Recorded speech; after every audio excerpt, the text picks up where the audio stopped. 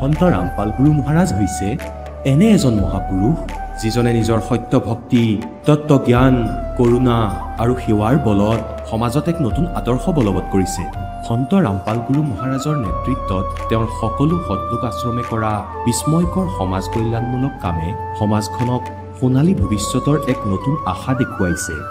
সন্ত ৰামপাল গুৰু মহাৰাজৰ পৰা নাম দীক্ষা গ্ৰহণ কৰাৰ পিছত লাখ লাখ লোকৰ কৰ্কট ৰোগ, এইডছ আদি দুৰাৰোগ্য ৰোগ নিৰাময় হ'ল।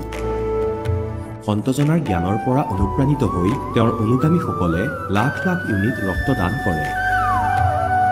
সন্তজনাই লাখ লাখ ভগ্নী কন্যাৰ যৌতুকমুক্ত বিয়াৰ আয়োজন কৰালে। সন্তজনাই লাখ লাখ মানুহক ড্ৰাগছ আসক্তিৰ পৰা মুক্ত কৰিলে। কোটি কোটি ধ্বংসপ্ৰাপ্ত পৰিয়াল শান্তিত লাগিল। সন্তজনাৰ আশ্ৰমত সমাৱেশৰ সময়ত বিনামূলীয়া চকুৰ চিকিৎসা আৰু দন্ত চিকিৎসাৰ ব্যৱস্থা কৰা হয়। সন্ত ৰামপাল গুৰু মহাৰাজৰ দ্বাৰা পৰিৱেশ সুৰক্ষাৰ উদ্দেশ্যে সময়ে সময়ে বৃহৎ পৰিসৰত বৃক্ষৰোপণ কৰা হয়। সন্তজনাই আৰ্তজনক তাৎক্ষণিক সকাহ দিবলৈ এম্বুলেন্স সেৱা আৰম্ভ কৰিছিল। সন্তজনাই তেওঁৰ অনুগামীসকলক তেওঁলোকৰ শৰীৰ দান কৰিবলৈ অনুপ্ৰাণিত কৰে, যাতে মানৱতাৰ সেৱা আৰু চিকিৎসা ক্ষেত্ৰত উন্নতি কৰিব পৰা যায়। সন্ত ৰামপাল গুৰু মহাৰাজৰ সকলো আশ্ৰমত প্ৰতিদিনে বিনামূলীয়া ধৰ্মভোজৰ আয়োজন কৰা হয়, য'ত প্ৰতিবাৰেই প্ৰতিটো জাতি, প্ৰতিটো ধৰ্মৰ মানুহে একেলগে বহি ভোজন কৰে।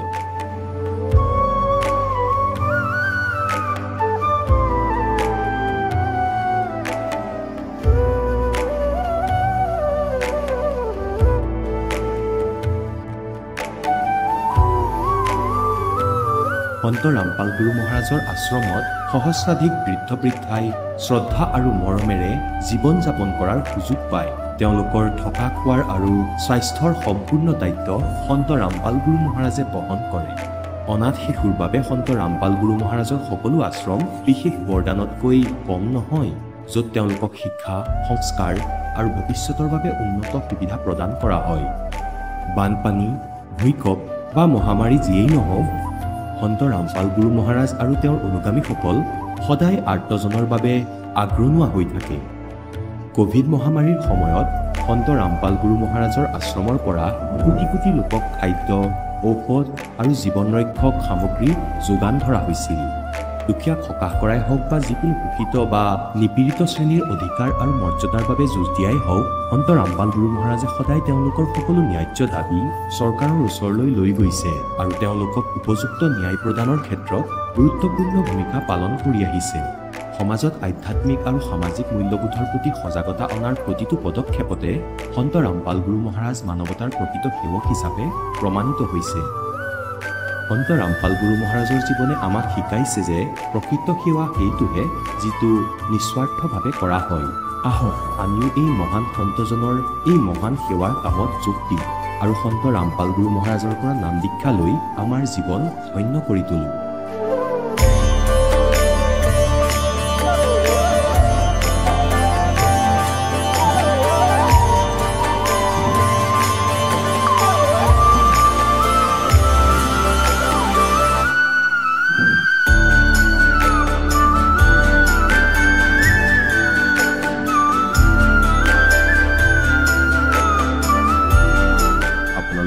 পৰিয়ালৰ সৈতে সৎলোক আশ্ৰমলৈ আন্তৰিকতাৰে আমন্ত্ৰণ জনোৱা হয়।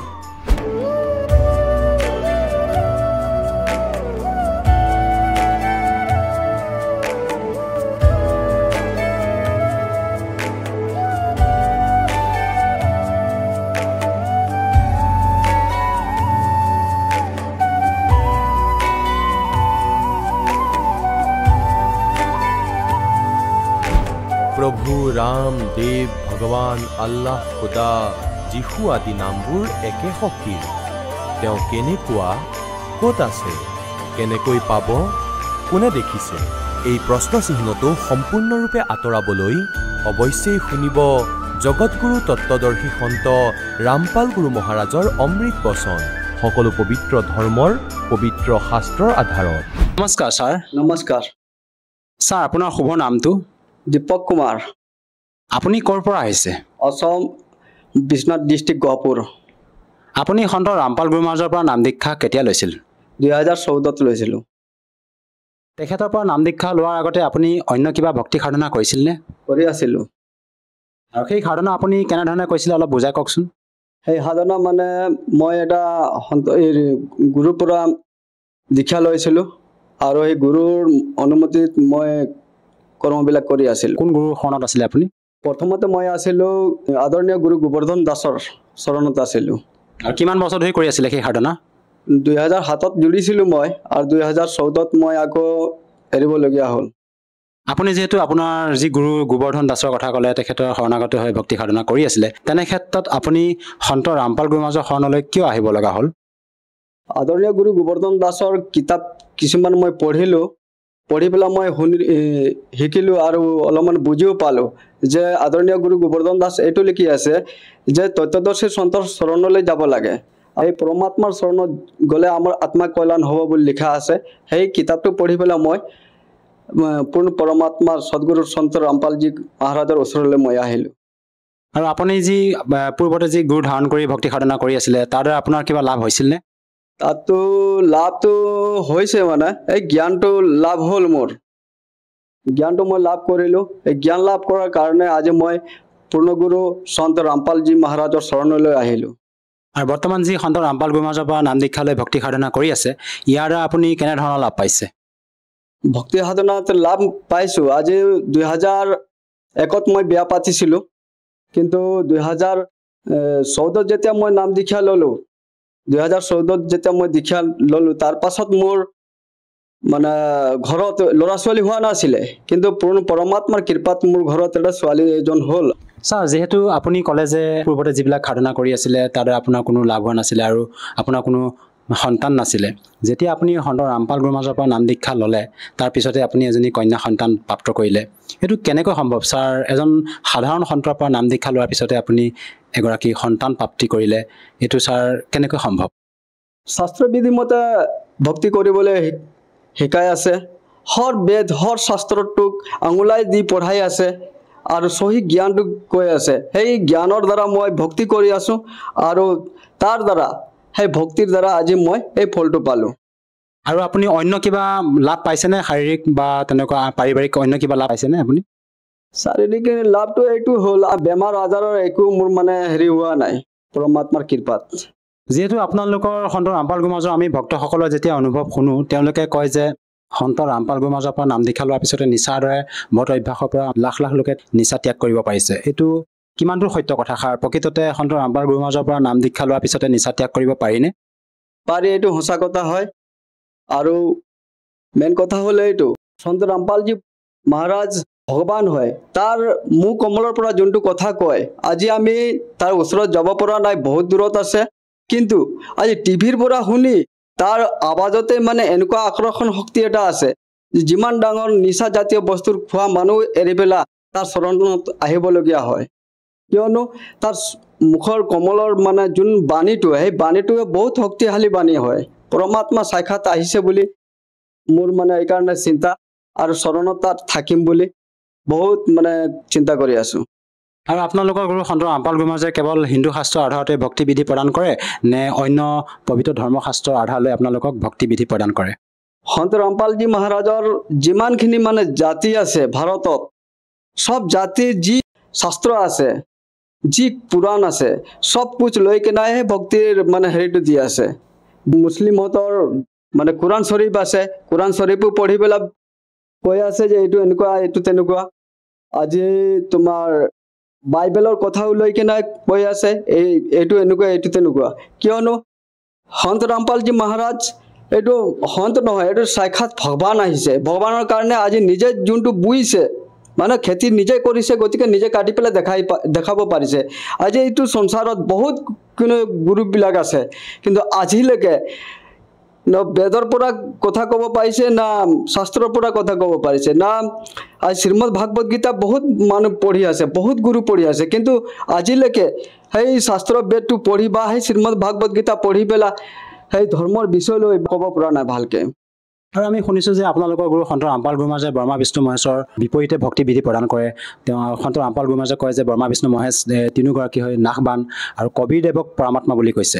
এই ক্ষেত্ৰত কি প্ৰমাণ আছে আপোনালোকৰ গুৰু সন্ত ৰামপাল গুৰু মহাৰাজৰ ওচৰত যে কবিদেৱে পৰমাত্মা হয়? আজিলৈকে প্ৰথমে কৈ আছে যে তিনো দেৱা কমল দল বসে, মানে তিনি দেৱাক প্ৰথমে সেৱা কৰিবলৈ কৈ আছে। যেনেকৈ মানে ব্ৰহ্মা বিষ্ণু শিৱ পূজাটো প্ৰথমে কৰিব, তাৰপিছত পৰমাত্মাৰ সেৱা কৰিবলৈ কৈ আছে। আজি সন্ত ৰামপালজী মহাৰাজে ব্ৰহ্মা বিষ্ণু শিৱৰ পূজাটো মানা কৰা নাই, সিহঁতৰ পূজা কৰিবলৈ কৈ আছে। আমি পূজাটো ভুল, কিয়নো আমি মূৰ্তি পূজা কৰিব নালাগে। মূৰ্তি পূজা কৰাটো হ'ল মুখামি কথা নিচিনা। তো আজি সেই কথাৰ কাৰণে মানে যে গুৰুৱে ডাইৰেক্ট কৈ আছে যে এই ব্ৰহ্মা বিষ্ণু শিৱ ক'ত আছে? নিজৰ দেহাতে আছে, নিজৰ শৰীৰৰ ভিতৰত আছে। ইহঁতক শৰীৰত যদি আমি তাৰ নাম লৈ কিনে যদি আমি স্মৰণ কৰিম, ইহঁতে আমাক লাভ দিব আৰু সিহঁতৰ দ্বাৰা আমি লাভ পাই পৰমাত্মাৰ সেৱা কৰিব পাৰিম আৰু আত্মাটো আমি কল্যাণ কৰাব পাৰিম। আৰু আমি শুনিছোঁ যে সন্ত ৰামপাল গুৰু মহাৰাজে মানে যিবিলাক ভক্তি সাধনা আপোনালোকক প্ৰদান কৰি আছে, বিভিন্নজনে কয় যে সন্ত ৰামপাল গুৰু মহাৰাজ সনাতন বিৰোধী। এই ক্ষেত্ৰত আপুনি কি ক'ব বিচাৰে? প্ৰকৃততে সন্ত ৰামপাল গুৰু মহাৰাজ সনাতনী বিৰোধী হয় নেকি? সন্ত ৰামপালজী মহাৰাজ সনাতন বিৰোধী নহয়, সনাতন ধৰ্মটো আনিছে, আদি সনাতন ধৰ্মটো আনিছে। যেনেকৈ কৈ আছে যে পৃথিৱীত প্ৰথমতে মানুহ আহিছিলে, তো মানুহ যেতিয়া আহিছে তো মানুহটো কোনটো ধৰ্মৰ মানুহ নাছিলে নহয়। সেইকাৰণে কৈ আছে যে হিন্দু মুছলিম শিখ ইছাই ধৰ্ম কৈ নিয়াৰা বুলি। আৰু আপোনালোকৰ গুৰু সন্ত ৰামপাল গুৰু মহাৰাজৰ মুখ্য উদ্দেশ্য কি আচলতে? সন্ত ৰামপালজী মহাৰাজৰ মুখ্য উদ্দেশ্যটো হ'ল জগতত এক বনাবৰ কাৰণে, সারা বিশ্বক এক বনাব লাগে, আজি সনাতন বনাব লাগে। যিমানখিনি মানে দুৰ্ব্যৱহাৰ আছে সব দূৰ কৰিব লাগে আৰু এক হৈ কিনে আমি সমস্তে সতলোক যাব লাগে। যিহেতু আপুনি সন্ত ৰামপাল গুৰু মহাৰাজৰ পৰা নাম দীক্ষা লোৱাৰ আগতে লাভ পাইছে আৰু লগতে নাম দীক্ষা লোৱাৰ পিছতো লাভ পাইছে, এতিয়া যিসকল দৰ্শকে আপোনাক টিভি স্ক্ৰীণত প্ৰত্যক্ষ কৰি আছে, সেইসকলক আপুনি কি বাৰ্তা দিব বিচাৰে তেওঁলোকে যাতে আপোনাৰ দৰে উপকৃত হ'ব পাৰে? মই বাৰ্তা এইটো দিবলৈ বিচাৰোঁ যে সমস্তে মিলি পেলাই অল বিশ্ব মিলি পেলাই সন্ত ৰামপালজী মহাৰাজৰ চৰণত আহি নাম দীক্ষা লৈ সবে উপযুক্ত হওক আৰু সতলোকলৈ যাবলৈ সবে সাজু হওক। ছাৰ, আমি শুনিছোঁ যে আপোনালোকৰ গুৰু সন্ত ৰামপাল গুৰু মহাৰাজ তেখেত হাৰিণা প্ৰান্তৰ নিবাসী হয়। তেনে ক্ষেত্ৰত কোনো লোকে যদি সন্ত ৰামপাল গুৰু মহাৰাজৰ পৰা নাম দীক্ষা ল'ব বিচাৰে কেনেকৈ ল'ব পাৰিব? আজিকালিতো মোবাইল হাতে হাতে থাকে মানুহৰ, আৰু ইউটিউবটো চলাই থাকে, ফেচবুক চলাই থাকে, তাতে মানে যদি সাৰ্চ কৰিব সন্ত ৰামপালজী মহাৰাজ বুলি, তো তেতিয়াহ'লে তাত মংগল প্ৰবচন সৎসং আহি যাব। সৎসংৰ তলত যোনটো মানে ফোন নাম্বাৰ আছে, সেই ফোন নাম্বাৰ লৈ কিনে সেই যদি ওচৰৰ নাম দীক্ষা কেন্দ্ৰ আছে তাতে ফোন কৰিলে পাই যাব, বিনামূলীয়াকৈ নাম দীক্ষা ল'ব পাৰে। ধন্যবাদ থাকিল ছাৰ। ধন্যবাদ। এতিয়া জগতগুৰু তত্ত্বদৰ্শী সন্ত ৰামপাল গুৰু মহাৰাজৰ সৎসংগৰ মাধ্যমেৰে সেই অদ্বিতীয় আধ্যাত্মিক জ্ঞানৰ বিষয়ে জানি লওঁ, যাৰ মাধ্যমেৰে আপোনালোকেও প্ৰাপ্ত কৰিব পাৰিব এনেকুৱা আধ্যাত্মিক, মানসিক আৰু ভৌতিক সুখ যি এতিয়ালৈকে কেৱল আপোনালোকে মীৰাবাই, ধ্ৰুৱ, প্ৰহ্লাদ আদি কেইজনমান ভক্তৰ জীৱন কথাতহে শুনিছে। এতিয়া শুনক তত্ত্বদৰ্শী সন্তৰ সৈতে শাস্ত্ৰ অনুকূল ভক্তি সৎসংগ, এনেকুৱা অদ্বিতীয় আধ্যাত্মিক জ্ঞান যাৰ প্ৰমাণ আছে সকলো ধৰ্মৰ সকলো পবিত্ৰ শাস্ত্ৰত। ফুলৰ গছবোৰ ফুলেৰে পৰিপূৰ্ণ হৈ উঠিল, ফলৰ গছবোৰ ফলেৰে পৰিপূৰ্ণ হৈ উঠিল। সমগ্ৰ পৃথিৱীতে মালিকে কিছু সময়ৰ বাবে বহুত ভাল ধৰণে মানুহৰ দৃশ্যমান কৰি তুলিলে আৰু তেতিয়া তেওঁলোকৰ যজ্ঞ সম্পন্ন হ'ল।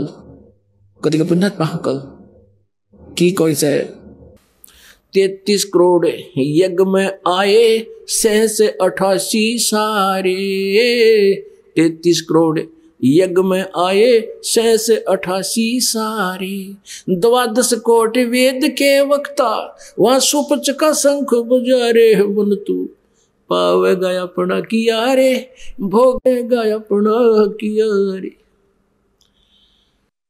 এতিয়া যুধিষ্ঠিৰ আৰু কৃষ্ণই তেওঁলোক যেতিয়া ৰজা আছিল তেতিয়া তেওঁলোকে নিজৰ বেটাৰী ডিছচাৰ্জ কৰি আছিল, কিন্তু সেই বাল্মীক এখন গৰীব ঘৰত জন্মাল, খুব যে নিজৰ বেটাৰী চাৰ্জ কৰি আছিল। সেই ৰজাসকলতকৈ যিসকলে শাস্ত্ৰবিধি ত্যাগ কৰি মনৰ মতে সহ্য কৰি সিদ্ধিপ্ৰাপ্ত কৰি বহি আছিল, ঋষি মহৰ্ষি মণ্ডলেশ্বৰ আৰু দেৱতাসকলৰ নিজৰ ভক্তি কৰি দেৱতা হৈ গ'ল, এতিয়া ডিছচাৰ্জ কৰি আছে নিজৰ বেটাৰীক। কিন্তু এজন গৰীব ব্যক্তি এজন জুপুৰীত থকাই নিজৰ বেটাৰী চাৰ্জ কৰি আছিল। তেওঁ ৰজাসকলতকৈও সমৰ্থ আছিল। গতিকে ইয়াত পৰমাত্মাৰ সেই বাণী স্পষ্ট হৈ যায় যে পৰমাত্মাৰ ভগতৰ সন্মুখত সম্পূৰ্ণ পৃথিৱীৰ ৰজাও তেওঁৰ সন্মুখত একোৱেই নহয়। গতিকে ইয়াত কি কয় যে 12 কৌটিহে বেদৰ বক্তা, ব্ৰাহ্মণো বহি আছিল বেদৰ, কোনোবা চতুৰ্বেদী, কোনোবা ত্ৰিবেদী, কোনো দ্বিবেদী বহি আছিলে তাত। তেওঁলোকৰ ওচৰত সৎভক্তি নাছিল। সৎভক্তি নকৰাজনেও নিজৰ জীৱন ব্যৰ্থ কৰি আছে। আৰু যিজনে সৎ সাধনা নকৰে তেওঁ যদি ৰজাও হৈ আছে, তেওঁৰ পৰা সেই সাংসাৰিক দৃষ্টিত দুখীয়াজনো তেওঁলোকতকৈ অসংখ্য গুণে ভাল হয়। পৰমাত্মাই কয়, কবীৰ সব জগ নিৰ্ধন ধনৱন্তা না কোয়ে, ধনৱন্তা সোই জানিयो जिस पे राम नाम धन होए। बोलो सतगुरुदेव।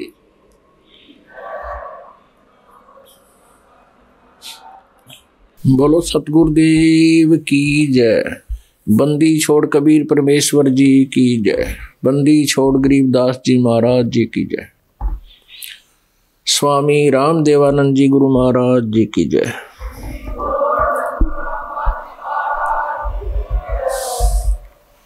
सर्व संतों की जय, सर्व भक्तों की जय, धर्मी पुरुषों की जय। श्री काशी धाम की जय, श्री छुडानी धाम की जय, श्री क्रोथा धाम की जय, श्री बरवाला धाम की जय। सत साही गरीब नमो नमो सतपुरुष को नमस्कार गुरु की नहीं। सुर नर मुनि जन साधुआ संतों सर्वदी नहीं। सतगुरु साहेब संत सब दंडोतम प्रणाम। आगे पीछे बज हुए तिनको जा कुर्बान। नराकार निर्विषम काल जाल भयभंजनम निर्लेपम निज निर्गुणम अकल अनुबेशम धुनम सोहम सुरति समाप्तम सकल समाना निर्तलय। उज्ज्वल हीरंबर हरदमम बेपरवाह था है वार पार नहीं मज्जतम। गरीब जो सुमर सिद्ध होई गणनायक गलता ना करो अनुग्रह सोई पारस पद परवाना।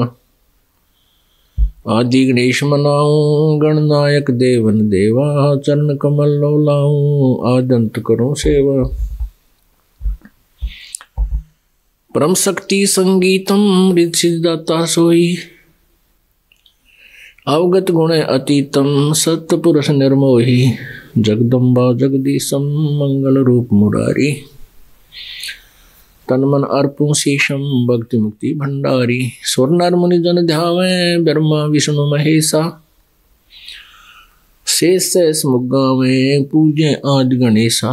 इंद्र कुबेर सरीखा वरुण धर्म राय जावे।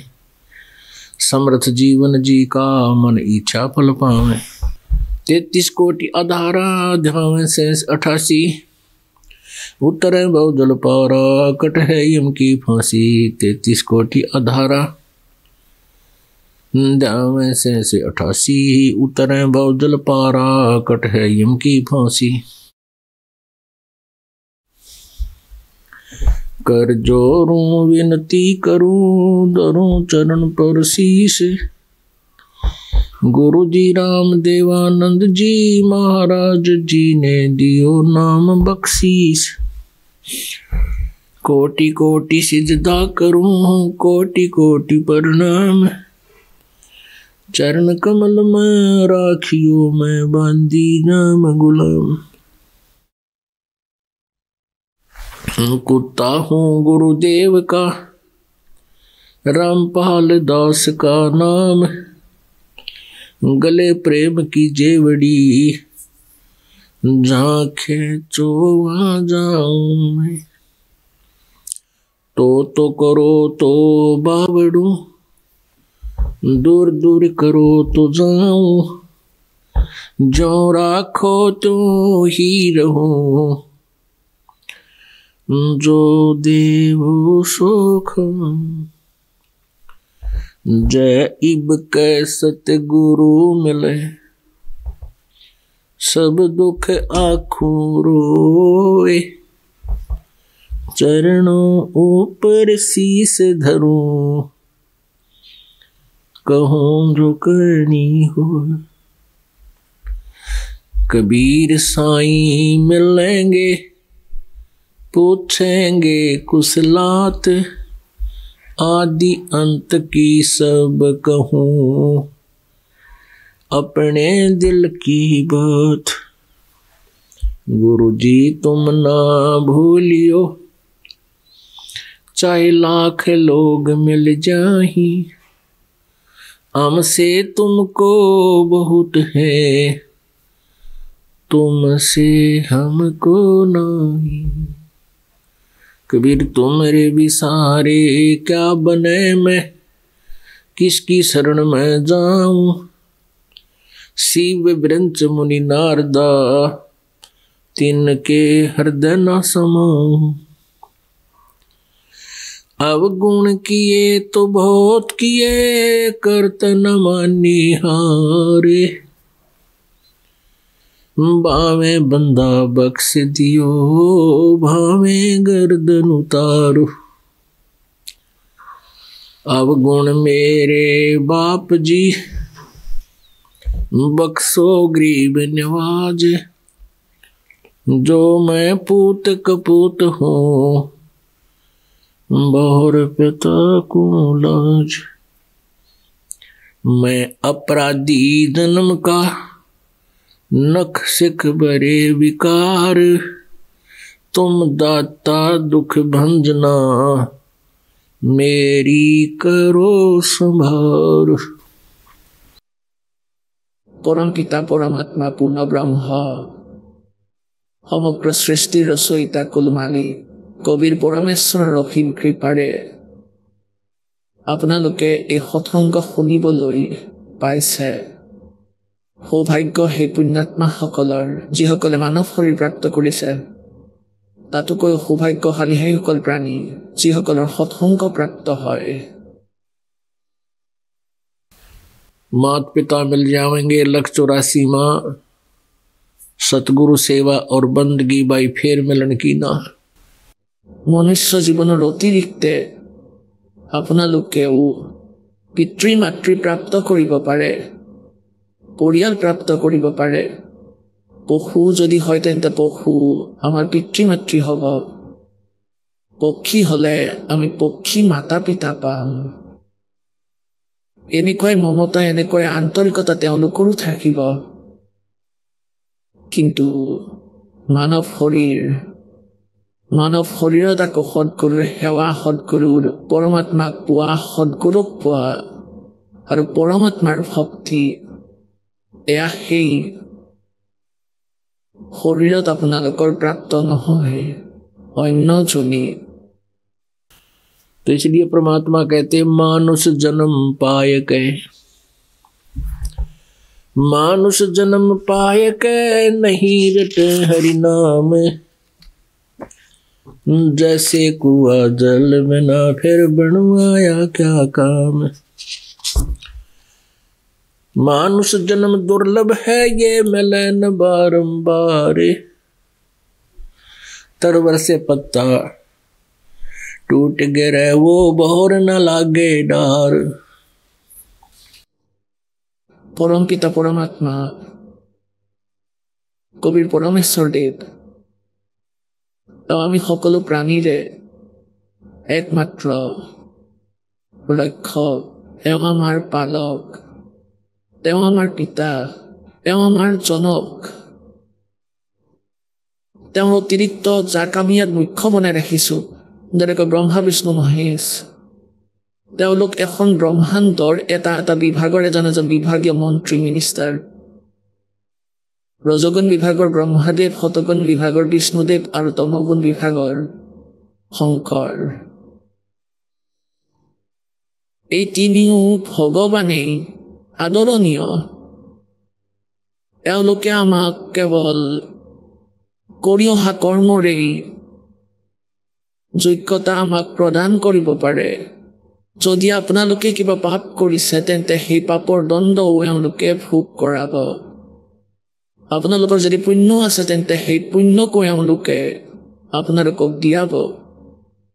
কিন্তু আমাৰ মালিক, আমাৰ পিতা, সকলোৰে স্বামী জীৱকুলৰ ধনী এজনী হয় তেওঁ কুল মালিক কবিৰ দেৱ তেওঁ আল্লাহ কবিৰ তেওঁ পূৰ্ণ পৰমাত্মা অমৰ পুৰুষ সৎলোকত বাস কৰে অমৰ লোকত বাস কৰে শাশ্বত স্থানত বাস কৰে সনাতন পৰম ধামত সেই পৰমাত্মা থাকে তাৰ পৰা সমূহ অসংখ্য ব্ৰহ্মাণ্ডৰ তেওঁ কণ্ট্ৰল কৰে প্ৰত্যেক প্ৰাণীকেই তেওঁ ইয়াত সকলো ব্যৱস্থা কৰি দিয়ে তেওঁৰ আদেশতে সকলোৱে ইয়াত স্বামী ইয়াৰ মালিক ব্ৰহ্মাদেৱ বিষ্ণুদেৱ শিৱদেৱ আৰু জ্যোতি নিৰঞ্জন ব্ৰহ্ম আৰু দুৰ্গা তেওঁলোকে আপোনালোকক সেই ব্যৱস্থা দিয়ে যি পৰমাত্মাৰ চৰণত কৰা পুণ্য আপোনালোকৰ প্ৰাপ্ত হয়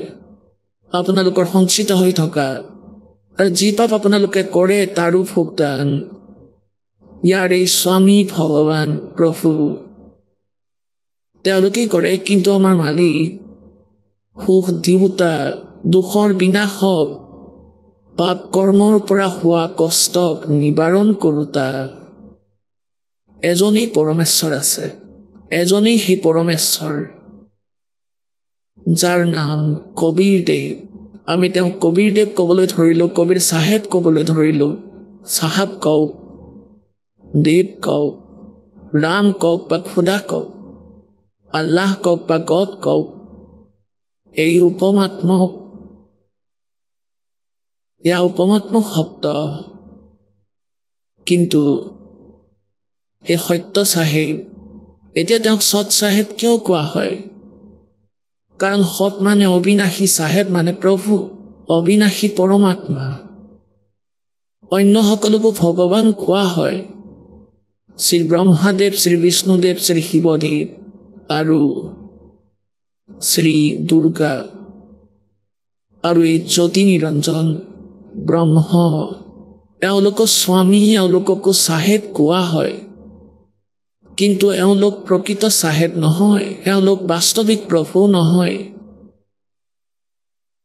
পুণ্যাত্মাসকল এনে কথা যিয়ে দাসে কয় আৰু অজ্ঞানতাৰ আধাৰত আমি লোক বেদৰ আধাৰত ইমান আকৃষ্ট হৈ পৰিছোঁ আমি এই ভুল জ্ঞানক এই শাস্ত্ৰ বিৰুদ্ধ জ্ঞানক শুনি শুনি কলা হৈ গৈছোঁ আৰু আমি এয়াই মানি লৈছোঁ যে ব্ৰহ্মা বিষ্ণু মহেশ অবিনাশী নাশবান নহয় এওঁলোক অজৰ অমৰ কিন্তু এওঁলোকৰ ইতিহাস এওঁলোকৰ জীৱনীত লিখা আছে যে এওঁলোক নাশবান এওঁলোক পৰমাত্মা প্ৰভু স্বামী নহয় এওঁলোক ইছ নহয় এওঁলোক সৎ চাহেব নহয় যদি এই কথাটো বিনা প্ৰুফেৰে বিনা প্ৰমাণেৰে মই আপোনালোকক কওঁ তেন্তে আপোনালোকে বিশ্বাস নকৰিব ভুল বুজিব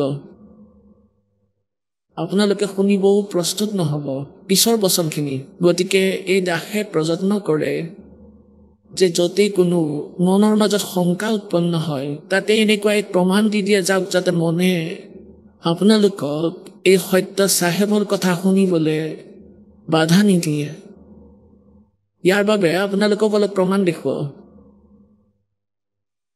আৰু বুদ্ধিমানৰ বাবে সংকেতেই যথেষ্ট চাব শ্ৰীমদ দেৱী ভাগৱত এয়া ক'ৰ পৰা প্ৰকাশিত হৈছে গীতা প্ৰেছ গোৰখপুৰৰ পৰা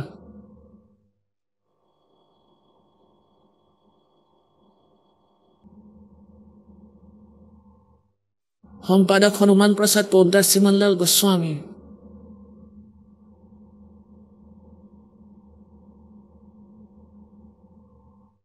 প্ৰকাশক এবং মুদ্ৰক গীতা প্ৰেছ গোৰখপুৰ গোবিন্দ ভৱন কাৰ্যালয় কলকাতাৰ সংস্থান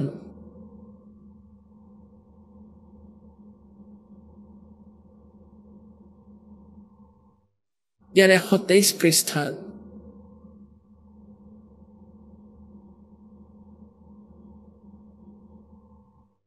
123 পৃষ্ঠাৰ তৃতীয় স্কন্ধত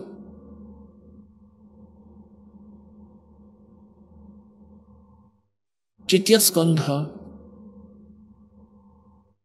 এতিয়া ইয়াত বিষ্ণুদেৱে নিজৰ মাতৃ দুৰ্গাৰ বিষয়ে তেওঁ স্তুতি কৰি আছে শ্ৰী বিষ্ণুদেৱে কৈ আছে তুমি শুদ্ধ স্বৰূপা হয়, এই গোটেই সংসাৰ তোমাৰ পৰাই উৎপত্তি হৈ আছে। মই অৰ্থাৎ বিষ্ণু, ব্ৰহ্মা আৰু শংকৰ, আমি সকলো তোমাৰেই কৃপাৰে বিদ্যমান। আমাৰ আবিৰ্ভাৱ আৰু তিৰুভাৱ হয়। আবিৰ্ভাৱ মানে জন্ম আৰু তিৰুভাৱ মানে মৃত্যু। বিষ্ণুদেৱে স্বীকাৰ কৰি আছে যে মই ব্ৰহ্মা আৰু শংকৰ, আমাৰ জন্ম আৰু মৃত্যু হয়, আমি অবিনাশী নহয়। কেৱল তুমি এই নিত্য জগত জননী প্ৰকৃতি আৰু সনাতনী দেৱী। ভগৱান শংকৰে ক'লে, দেৱী যদি মহাভাগ বিষ্ণু তোমাৰ পৰাই প্ৰকট হৈছে, তেন্তে তেওঁৰ পিছত উৎপন্ন হোৱা ব্ৰহ্মাও তোমাৰেই পুত্ৰ। তেন্তে মই তমোগুণী লীলা কৰোতা শংকৰ তোমাৰ পুত্ৰ নহলো জানো? অৰ্থাৎ মোকো উৎপন্ন কৰোতা তুমিয়েই হয়। শিৱে এই সমস্ত সংসাৰ সৃষ্টি কৰাত তুমি বহুত চতুৰ হয়। এই সংসাৰৰ সৃষ্টি, স্থিতি আৰু সংহাৰত তোমাৰ গুণ সদায় সমৰ্থ। সেই তিনিও গুণৰ পৰা উৎপন্ন ব্ৰহ্মা, বিষ্ণু এবং শংকৰ নিয়ম অনুসাৰে কাৰ্য তৎপৰ হৈ থাকে। পুণ্যাত্মাসকল, এই দেৱী ভাগৱত, এই পবিত্ৰ সৎগ্ৰন্থই ব্ৰহ্মা, বিষ্ণু, মহেশ্বৰৰ জীৱনীতে স্পষ্ট কৰি দিছে যে এওঁলোক নাশবান আৰু এওঁলোকৰ জন্ম মৃত্যু হয়। দুৰ্গা এওঁলোকৰ মাতৃ আৰু এওঁলোক ৰজগুণ ব্ৰহ্মা, শতগুণ বিষ্ণু, তমগুণ শিৱদেৱ হয়। আৰু এয়াও স্পষ্ট হ'ল যে এওঁলোকে কেৱল নিয়মিত কাৰ্যহে কৰিব পাৰে। এওঁলোকে কাৰোৰে সংস্কাৰ সলনি কৰিব নোৱাৰে, বদলি কৰিব নোৱাৰে। এতিয়া আপোনালোকক দেখুৱাওঁ শ্ৰী শিৱ পুৰাণৰ ভিতৰত। ইয়াতেতো স্পষ্ট হৈ গৈছে। এতিয়া আপোনালোকক দেখুৱাওঁ যে এটা সময়ত ব্ৰহ্মা আৰু বিষ্ণুদেৱৰ মাজত বিবাদ আৰম্ভ হ'ল। কি কথা যে ব্ৰহ্মাদেৱে বিষ্ণুদেৱৰ স্থানলৈ গুচি গ'ল আৰু বিষ্ণুদেৱে ব্ৰহ্মাদেৱক থিয় হৈ সৎকাৰ নকৰিলে। ব্ৰহ্মাদেৱে ক'বলৈ ধৰিলে যে হেৰা বিষ্ণু, তুমি মোৰ পুত্ৰ আৰু মই তোমাৰ পিতৃ, কাৰণ মই সমগ্ৰ সৃষ্টিৰ ৰচয়িতা, মই প্ৰজাপিতা আৰু তোমাৰো উৎপত্তি মোৰ পৰাই হৈছে। আৰু তুমি আজি মোক সৎকাৰ কৰা নাই নিজৰ অভিমানৰ বাবে। পুত্ৰ উঠা, মোৰ সৎকাৰ কৰা।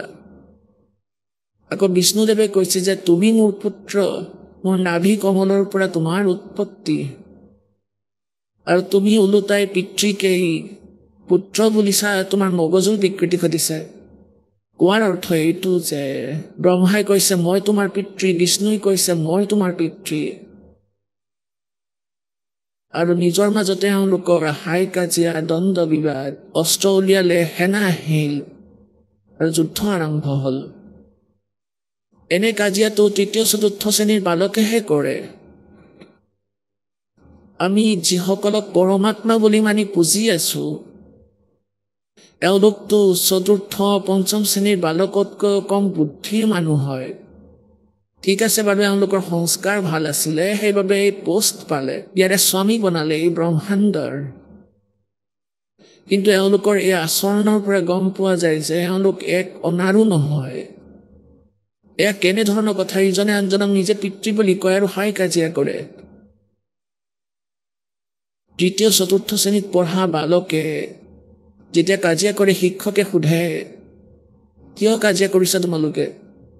এজনে কৈছে, ই কৈছে মই তোমাৰ পিতা, ইফালে আনজনে কয় যে নাই নাই, ইহে কৈছে মোৰ পিতা বুলি, সেইবাবে কাজিয়া হৈছিল।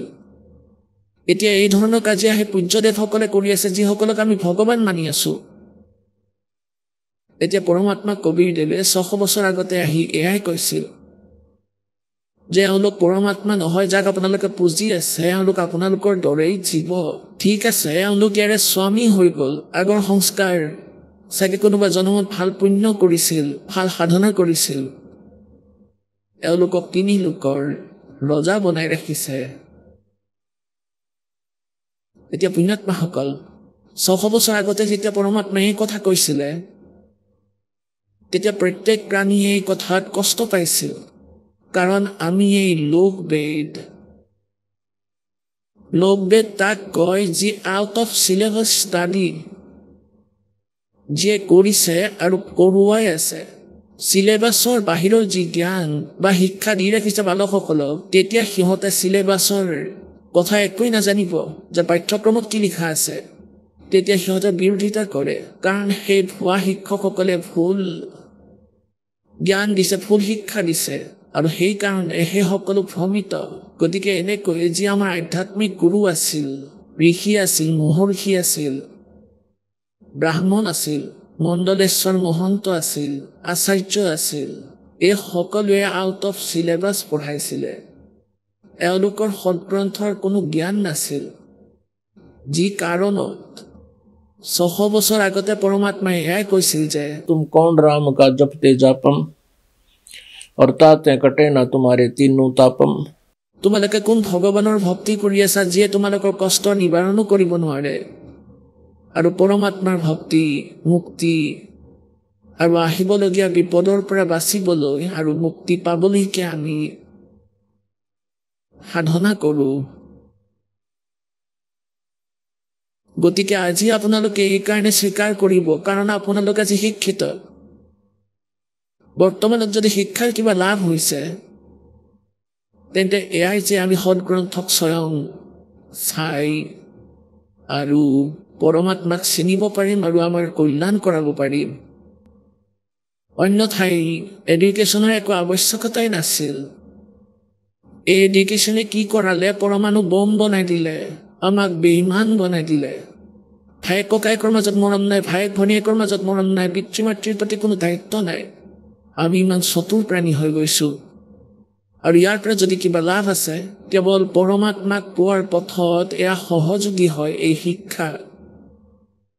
সেইবাবে মালিকে এই সময় নিৰ্ধাৰিত কৰিছে যে কলিযুগততো এওঁলোক নষ্টই হ'ব, কলিযুগীয়ে হ'ব এওঁলোক। তাৰপিছত ইয়াত পৰমাত্মাক চিনি পুণ্যাত্মাসকলে চিৰদিনৰ বাবে জন্ম মৃত্যু ৰোগৰ পৰা নিজকে মুক্ত কৰাব, কল্যাণ কৰাব, মুক্ত হৈ যাব। এতিয়া ইয়াত আপোনালোকক দেখুৱাওঁ যে ব্ৰহ্মাদেৱ নন্দিকেশ্বৰ নামৰ ভগৱান শিৱৰ এখন বাহন আছে। তেওঁ কৈ আছে, আৰু কি কৈ আছে, যে ব্ৰহ্মা আৰু বিষ্ণুৰ যুদ্ধ হৈ গ'ল,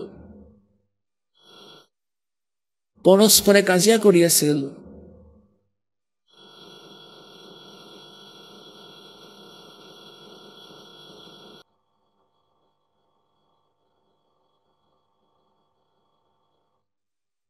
সেই কাল ভগৱানে যি ব্ৰহ্মা বিষ্ণুৰ পিতা, ব্ৰহ্মা বিষ্ণু শিৱদেৱৰ যি পিতা, তেওঁলোকৰ মাজত এটা স্তম্ভ থিয় কৰালে, যিটো আছিল তেজোময়। তেওঁলোকে যুদ্ধ বন্ধ কৰিলে। সেই খুঁটাটোৰ, সেই স্তম্ভটোৰ, সেই পিলাৰটোৰ ওপৰ তললৈ গৈ তাৰ এণ্ড চাব ধৰিলে। এইটো বহুত দীঘলীয়া কাহিনী। এতিয়া আমি আমাৰ উদ্দেশ্যলৈ আহোঁ যে ব্ৰহ্মা বিষ্ণু মহেশ তেওঁলোক পৰমাত্মা নহয়, তেওঁলোক ঈশ্বৰ নহয়। দাসে কোৱা নাই, ভগৱানে কৈছিলে, তাৰ আধাৰত কৈ আছো, আৰু তাৰেই এই প্ৰমাণ। তেওঁলোকৰ ইতিহাসে কৈ আছে। এয়া চাওক শ্ৰী শিৱ মহাপুৰাণ।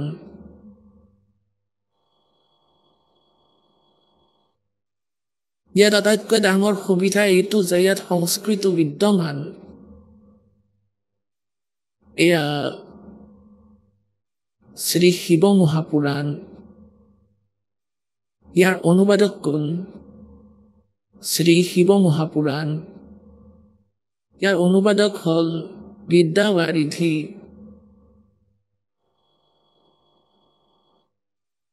পণ্ডিত জ্বালা প্ৰসাদ মিশ্ৰকৃত হিন্দী টিকা সহিত। আৰু ক'ৰ পৰা প্ৰকাশিত? খেমৰাজ শ্ৰী কৃষ্ণ দাস প্ৰকাশন, বোম্বাই। ইমান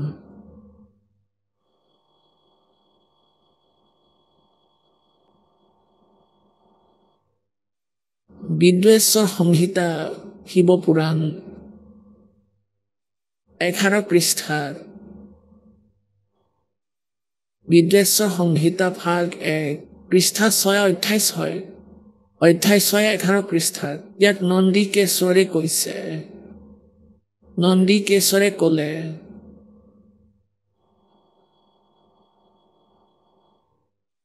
হে যোগেন্দ্ৰ আগতে এসময়ত বিষ্ণু ভগৱান সেই শয্যাৰ নিজৰ গৰুৰ আদি সদৰে সংযুক্ত লক্ষী সহিতে শয়ন কৰিছিলে শুই আছিলে বিশ্ৰাম কৰি আছিলে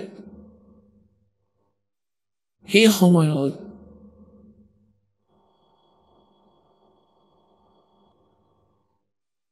ব্ৰহ্মজ্ঞানীৰ মাজত শ্ৰেষ্ঠ এয়া চাওক ব্ৰহ্মজ্ঞানী বুলিও কৈছে বালকৰ দৰে বুদ্ধি অংকৰ निर्जन तेरा दरबार दातनिक निर्णय विचार पाखंडी की पूजा जग में संत ने कह लबाड़ और अज्ञानी को परम विवेकी और ज्ञानी को मूड गंवार ব্ৰহ্মজ্ঞানী বুলি কৈছে ব্ৰহ্মজ্ঞানীত শ্ৰেষ্ঠ ব্ৰহ্মদেৱ নিজৰ ইচ্ছাৰে তালৈ আহিছিল কলৈ আহিছিল য'ত বিষ্ণুদেৱ বিৰাজমান আছিল সকলো প্ৰকাৰে সুন্দৰ বিচনাত শয়ন কৰি আছিলে কমল লোচন বিষ্ণুদেৱক সুধিব ধৰিলে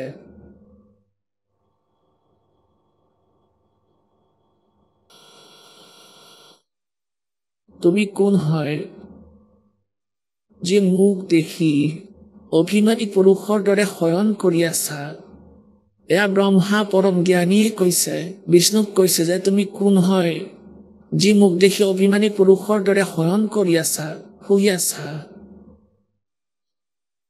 ব্ৰহ্মাদেৱে ক'লে বিষ্ণুদেৱক হে বৎস হে পুত্ৰ উঠা চোৱা মই তোমাৰ স্বামী আহিছো বৎস মানে পুত্ৰ উঠা মই তোমাৰ স্বামী আহিছো গুৰুক দেখি যি অভিমান কৰে সেই অহংকাৰী মূৰ্খই প্ৰায়শ্চিত্ত কৰাটো উচিত এই কথা শুনি বিষ্ণুৰ অন্তৰত ক্ৰোধ আহিল ভিতৰি খঙাল হ'ল কিন্তু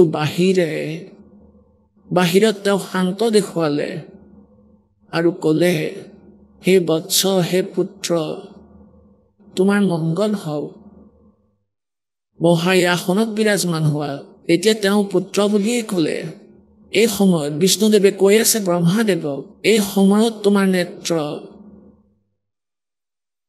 কুটিল আৰু মুখ বক্ৰ কিয় হৈ আছে খঙত চকু টেৰা আৰু মুখ বেকা কৈছে কিয় এনেকুৱা কৰি আছা ব্ৰহ্মাদেৱে ক'লে বৎস বিষ্ণু হে পুত্ৰ বিষ্ণু আহক আমি এতিয়া সেই শ্ৰদ্ধালুসকলৰ অনুভৱবোৰ জানো যিসকলে জগতগুৰু তত্ত্বদৰ্শী সন্ত ৰামপাল গুৰু মহাৰাজৰ পৰা দীক্ষা প্ৰাপ্ত কৰিছে তথা তেওঁ কোৱা ভক্তি মাৰ্গ এওঁলোকে অৱলম্বন কৰি আছে নমস্কাৰ ছাৰ নমস্কাৰ ছাৰ ছাৰ কি নাম আপোনাৰ মোৰ নাম নীলমণি দাস মই জাহাংগীৰ চাপা ছত্তীশগড়ৰ বাসিন্দা এতিয়া বৰ্তমান গুৰগাঁৱত UX ডিজাইনাৰৰ পদত কাম কৰি আছোঁ ছাৰ সন্ত ৰামপালদেৱ মহাৰাজৰ পৰা আপুনি নাম দীক্ষা কেতিয়া ল'লে মই সন্ত ৰামপালদেৱ মহাৰাজৰ পৰা নাম দীক্ষা 20 মে'ত 2014ত লৈছিলোঁ ছাৰ সন্ত ৰামপালদেৱ মহাৰাজৰ পৰা নাম দীক্ষা লোৱাৰ আগতে আপুনি কিবা ভক্তি সাধনা কৰিছিলনে হয় ছাৰ মই আসাৰামৰ সৈতে জড়িত আছিলোঁ আসাৰাম দেৱৰ ভক্তি কৰিছিলোঁ মোৰ প্ৰায় 6 বছৰে হৈ গৈছিল তেওঁৰ ভক্তি কৰাৰ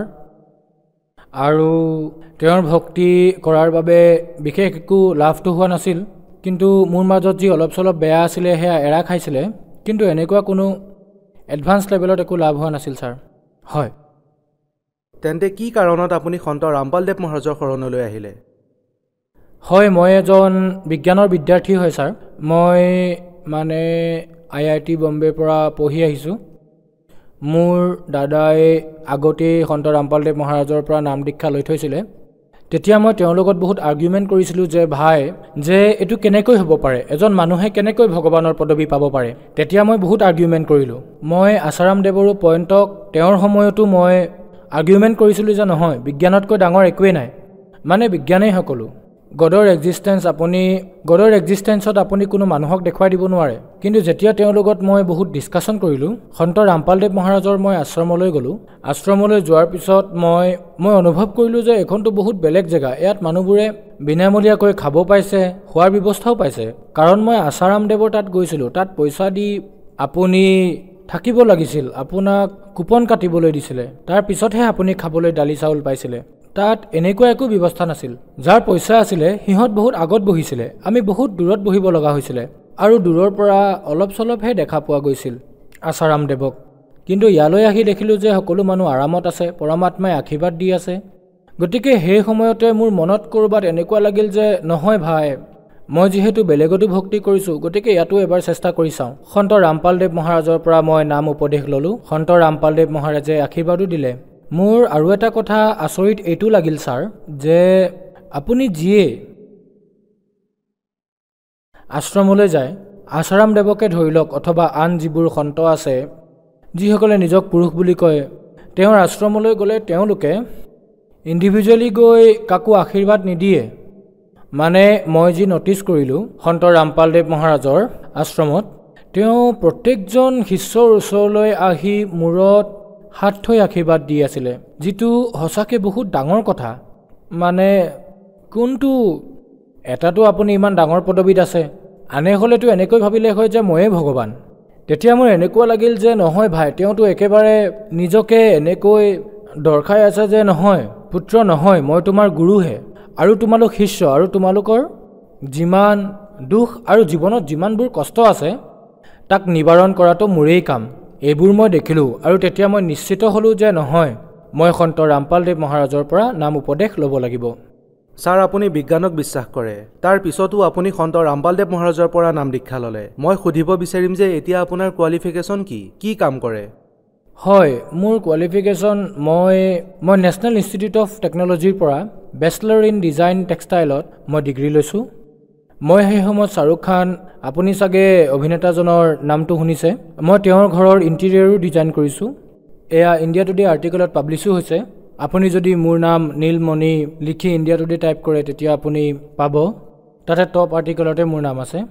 তাৰপিছত শ্বাহৰুখ খানৰ ইণ্টেৰিয়ৰ ডিজাইন কৰাৰ পাছত বহুত ডাঙৰ ডাঙৰ ডিজাইনাৰৰ লগতো মই কাম কৰিছোঁ, যাৰ মাজৰ মনীষ আৰোৰা হয়, কৰণ জোহৰ, বৰুণ বেহলৰ লগতো কাম কৰিছোঁ, আৰু সৰু সৰু বহুত উপলব্ধিও আছে। সেইবোৰ লৈ মই মাষ্টাৰ ডিগ্ৰীৰ বাবেও চেষ্টা কৰিছিলোঁ। মাষ্টাৰ ডিগ্ৰীৰ বাবে মই IIT বম্বেৰ এক্সাম দিলোঁ। প্ৰথমবাৰ যেতিয়া এক্সাম দিছিলোঁ সেইবাৰ মোৰ চিলেকশ্যন হোৱা নাছিল। IIT গুৱাহাটী পাম বুলি ভাবিছিলোঁ কিন্তু নাপালোঁ। কিন্তু দ্বিতীয়বাৰ IIT বম্বেতে পালোঁ মই, আৰু অল ইণ্ডিয়া ৰেংক 27 মই প্ৰাপ্ত কৰিলোঁ। IIT বম্বেৰ পৰা মই ইণ্ডাষ্ট্ৰিয়েল ডিজাইন, যাক আপুনি ক'ব পাৰে যে স্পেচিফিকেলি তাৰ স্পেচিয়েলাইজেশ্যন হিউমেন কম্পিউটাৰ ইণ্টাৰেকশ্যন আছিল, তাত মই পঢ়িলোঁ। আৰু তাৰপিছত বৰ্তমান মই এটা আমেৰিকান কোম্পানী টডৱৰ্কছত এজন ছিনিয়ৰ UX স্পেচিয়েলিষ্ট হিচাপে কাম কৰি আছোঁ। ছাৰ, মই মাষ্টাৰ ডিগ্ৰী IIT বম্বেৰ পৰা কৰিছোঁ। মই অল ইণ্ডিয়া ৰেংক 27 পাইছিলোঁ। IIT বম্বেত মই গ'ল্ড মেডেলো পাইছিলোঁ, য'ত আপুনি ফাইনেল ডিগ্ৰীৰ প্ৰজেক্ট ছাবমিট কৰিব লাগে, তাত মই গ'ল্ড মেডেল পাইছিলোঁ। বেষ্ট ষ্টুডেণ্টৰ এৱাৰ্ডো পাইছিলোঁ মই। আৰু সন্ত ৰামপালদেৱ মহাৰাজৰ আশীৰ্বাদৰ বাবে মোৰ IIT বম্বেত চিলেকশ্যন হৈছিলে। IIT এখন বহুত ডাঙৰ সংস্থান, মানে লাখ লাখ ল'ৰা ছোৱালীয়ে এডমিশ্যনৰ বাবে তাত এডমিশ্যন ল'বলৈ ব্যাকুল হৈ থাকে যে মোৰ তাতে এডমিশ্যন হ'বই লাগিব। কিন্তু আশীৰ্বাদ লোৱাৰ মাত্ৰেই, সন্ত ৰামপালদেৱ মহাৰাজৰ পৰা আশীৰ্বাদ লোৱা মাত্ৰেই তাত চিলেকশ্যন পাইছিলোঁ মই। আৰু ছাৰ, মই এইটো ক'ব বিচাৰিম যে মই সন্ত ৰামপালদেৱ মহাৰাজৰ ওচৰলৈ মই 2013তো গৈছিলোঁ। যেতিয়া মোৰ দাদাই কৈছিলে যে তুমি এবাৰ গৈ আশ্ৰমখন চাই আহা, যদিহে তোমাৰ নাম উপদেশ লোৱাৰ ইচ্ছা হয় তেতিয়া ল'বা, গতিকে এবাৰ গৈছিলোঁ মই। সেই সময়তে মই দাদাক কৈছিলোঁ, যদি মোৰ IIT বম্বেত চিলেকশ্যন হৈ যায় নহয় দাদা, মই নিশ্চয় নাম উপদেশ ল'ম, যাতে মই বিশ্বাস কৰি লওঁ যে তেওঁৱেই ভগৱান। গতিকে যেতিয়াই মই ক'লোঁ যে সন্ত ৰামপালদেৱ মহাৰাজৰ সৈতে মোৰ বাৰ্তালাপো হৈছিলে, মই তেওঁক ক'লোঁ যে মই IIT বম্বেত এডমিশ্যন ল'ব বিচাৰোঁ তেতিয়া তেওঁ আশীৰ্বাদ দিলে আৰু ক'লে যে পুত্ৰ হৈ যাব আৰু হৈও গ'ল মানে ইয়াতকৈ ডাঙৰ কথা আৰু কি হ'ব পাৰে নীলমণি আপুনি IIT মুম্বাইৰ পৰা নিজৰ পঢ়া শুনা সম্পূৰ্ণ কৰিছে আৰু আপুনি গোল্ড মেডেলিষ্ট ষ্টুডেণ্টো আছিলে সন্ত ৰামপালদেৱ মহাৰাজৰ বিষয়ে এনেকৈ কোৱা হয় যে তেওঁৰ লগত মানুহ অন্ধবিশ্বাসতহে জড়িত হৈছে কমসে কম আপোনালোকৰ দৰে মানুহে IIT কলেজত গোল্ড মেডেলিষ্ট ষ্টুডেণ্ট হয় টপ ইঞ্জিনিয়াৰ টপ ডক্টৰ যিসকলে সন্ত ৰামপালদেৱ মহাৰাজৰ সৈতে জড়িত হ'ব ধৰিছে আপোনালোককতো ক'ব নোৱাৰোঁ যে আপোনালোকে অন্ধশ্ৰদ্ধা মতে জড়িত হৈছে এই ধাৰণা কাল্পনিক নে ক'ৰবাত শুদ্ধ এই ধাৰণা মোৰ এনেকুৱা লাগে যে যি বৰবালা কাণ্ড হৈছিলে তাৰ পিছত মই ভাবিলোঁ যে এয়া জানি বুজি কৰা ষড়যন্ত্ৰ চৰকাৰে বহুত ভাল ধৰণে প্ৰিপ্লেন কৰিছিলে যাতে সন্ত ৰামপালদেৱ মহাৰাজৰ যিসকল অনুগামী আছে তেওঁলোকক এইটো বুজাব বিচাৰিছে যে অন্ধশ্ৰদ্ধাৰে তেওঁলোক জড়িত আৰু তেওঁৰ জ্ঞানকো বেলেগ ধৰণে প্ৰস্তুত কৰা হৈছে কিন্তু মই আপোনাক কৈ আছোঁ IITৰ 70-80% ল'ৰা ছোৱালী এথিজিমৰ ফালে গৈ আছে মানে কমপ্লিট এথিষ্ট হৈ গৈ আছে মানে ভগৱানৰ ওপৰত তেওঁলোকৰ বিশ্বাসেই নাই যে ভগৱান আছে তেওঁ এই পাৰ্টিকুলাৰ ইউনিভাৰ্সক কোনে ক্ৰিয়েট কৰিছে আৰে ভাই আপোনালোকে কৈ আছে যে গেলেক্সিখন ইমান ডাঙৰ মই দেখা নেপাওঁ এতিয়ালৈকে আপুনি মানক ছাৰ যে যিমানবোৰ ফিলচফাৰ আছে যিমানবোৰ সাইণ্টিষ্ট আছে আনকি IITৰ পৰা যিসকলে মাষ্টাৰ ডিগ্ৰী লৈছে তেওঁলোকক আপুনি জুনিয়ৰ সাইণ্টিষ্ট বুলিও ক'ব পাৰে মই জুনিয়ৰ সাইণ্টিষ্টটো কিন্তু আপুনি সৰু সৰু যিমানবোৰ ষ্টুডেণ্ট আছে তেওঁলোকক গৈ যদি আপুনি সোধে তেওঁলোকৰ যি বিশ্বাস ভগৱানৰ প্ৰতি হেয়া একেবাৰে সলনি হৈছে মানে মানুহবোৰ অন্ধবিশ্বাসৰ ফালে ইমানেই গৈছে যে আপুনি বিশ্বাস নকৰিব আৰু সন্ত ৰামপালদেৱ মহাৰাজক এনেদৰে দুখ দিছে তেওঁ এক শাস্ত্ৰক খুলি বেদক সকলোবোৰ দেখুৱাইছে যে ক'ত ভগৱানৰ উল্লেখ আছে আৰু সেই ভগৱান আচলতে কোন আৰু আমি কোন ভগৱানৰ পূজা কৰিব লাগে আৰু কি ধৰণে কৰিব লাগে আৰু প্ৰকৃত গুৰু কোন হয় তেওঁতো কেৱল হেয়াই কৈছে এইবোৰ কথাই চাগে আন যিসকল ধৰ্মগুৰু আছে তেওঁলোকে হজম কৰিব নোৱাৰিলে কিয়নো তেওঁলোকৰ যি ব্যৱস্থা চলি আছে আজিকালিৰ হ'ব পাৰে যি ধৰণে তেওঁলোকে জ্ঞান প্ৰচাৰ কৰি আছে তেওঁলোকে ভাবে যে হেয়া বন্ধ হ'ব সেইবাবে তেওঁলোকে এয়া ষড়যন্ত্ৰ ৰচিছে এয়া একেবাৰে যদি আপুনি নিজে পঢ়া শুনা কৰা আপোনাৰ বিজ্ঞানত বিশ্বাস আছে অলপ বেছিও যদি মেটাফিজিক্স অথবা আপুনি ভাবে যে আপুনি আধ্যাত্মিকতাত অলপো বিশ্বাস ৰাখে তেন্তে কিতাপ পঢ়ক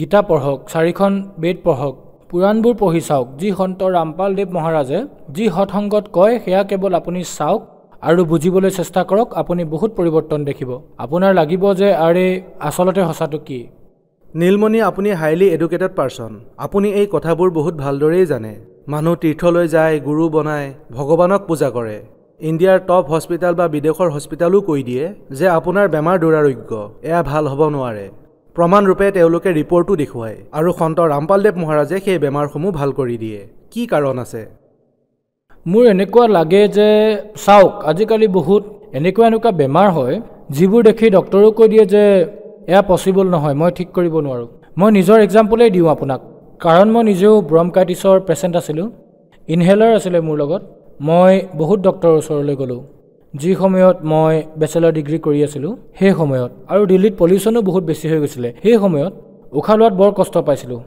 তেতিয়া মোৰ কোনোবাখিনিত এনেকুৱা লাগিছিলে দাদাকো মই সুধিছিলোঁ যে মই কি কৰিব লাগে তেতিয়া ডক্টৰৰ ওচৰলৈতো গৈয়ে আছিলোঁ ভাবিলোঁ এবাৰ প্ৰাৰ্থনা জনাই চাওঁ সন্ত ৰামপালদেৱ মহাৰাজক যে কি হ'ব যেতিয়া প্ৰাৰ্থনা জনালোঁ তেতিয়া একেবাৰে ঠিক হৈ গ'ল আজিৰ তাৰিখত মই আপোনাক কৈ আছোঁ মানে মোৰ বেমাৰ এনেদৰে নোহোৱা হৈ গ'ল য'ত নেকি ডক্টৰে কৈ আছিলে যে সময় লাগিব আপোনাৰ ইনহেলাৰ লওক বেলেগ ধৰণৰ টেবলেট দিছিলে কিন্তু আজি সন্ত ৰামপালদেৱ মহাৰাজে ইমান দয়া কৰিলে যে মই ঔষধক হাতেই লগাব নালাগে সন্ত ৰামপালদেৱ মহাৰাজে কেৱল আপোনাক মন্ত্ৰ দিয়ে সেই মন্ত্ৰ আৰু সাধনা যদি আপুনি ভালদৰে কৰিবলৈ ধৰে তেতিয়া অট'মেটিকেলি আপোনাৰ যিমানবোৰ বেমাৰ আছে লাহে লাহে ভাল হৈ যাব আৰু মোৰ এনেকুৱা বহুত বন্ধু আছে যি IITত পঢ়ি আছে তেওঁলোকো মানে এনেকৈ মমবাতি দেখুৱাইছিলে আৰু লগতে ময়ো নিজৰ নীতি নিয়মবোৰ কৰিছিলোঁ সন্ত ৰামপালদেৱ মহাৰাজৰ তেতিয়া তেওঁলোকো আচৰিত হৈছিল যে এয়া কি পূজাৰ বিধি য'ত একো জ্বলাব নালাগে একো কৰিব নালাগে কেৱল এটা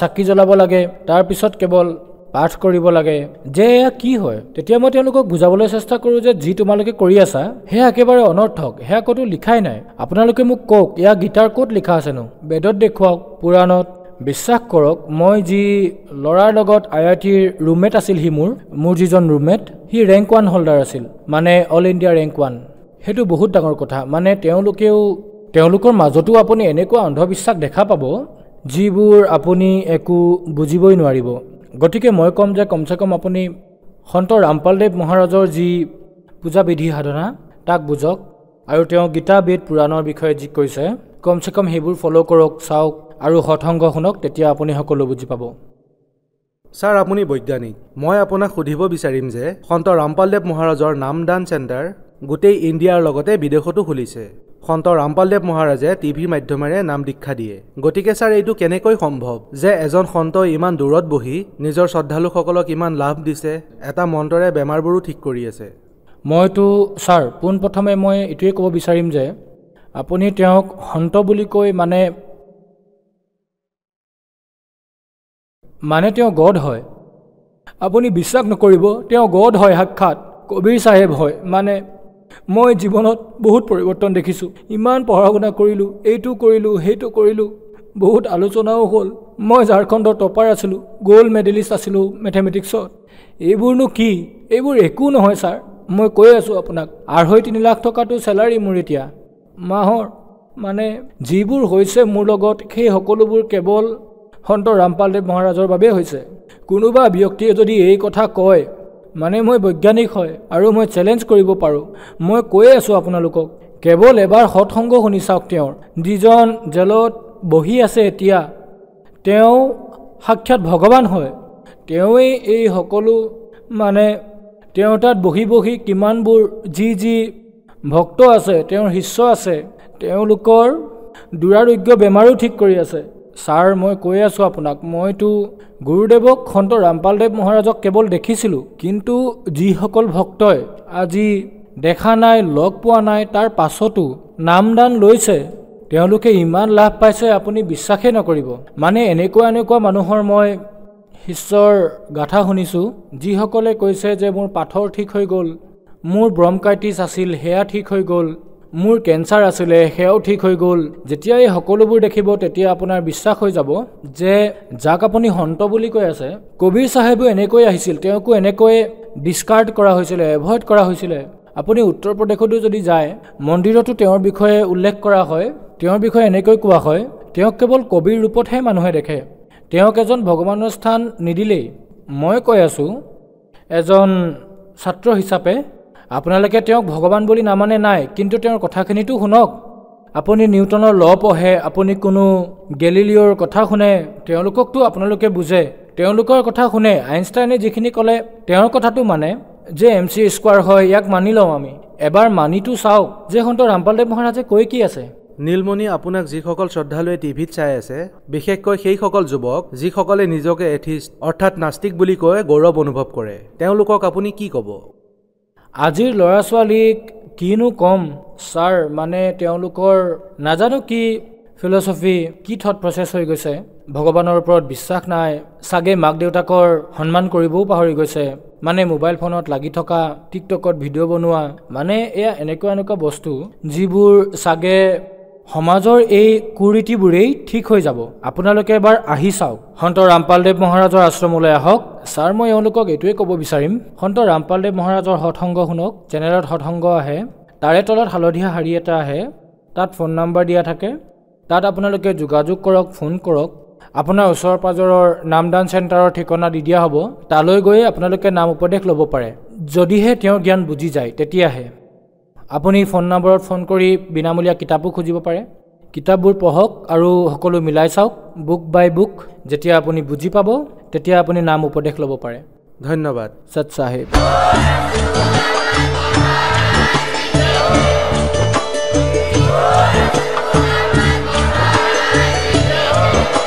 আপুনি শুনি আছিলে জগতগুৰু তত্ত্বদৰ্শী সন্ত ৰামপাল গুৰু মহাৰাজৰ মংগল প্ৰবচন অধিক জানিবৰ বাবে ভিজিট কৰক www.jagatgururampalji.org সন্ত ৰামপাল গুৰু মহাৰাজৰ শুভ আশীৰ্বাদত সমগ্ৰ বিশ্বতে 500তকৈ অধিক নাম দীক্ষা কেন্দ্ৰ আছে, য'ত সন্ত ৰামপাল গুৰু মহাৰাজৰ দ্বাৰা বিনামূলীয়াকৈ নাম দীক্ষা দি থকা হৈছে। আপোনাৰ ওচৰৰ নাম দীক্ষা কেন্দ্ৰৰ ঠিকনা জানিবলৈ সম্পৰ্ক কৰক 7082208528।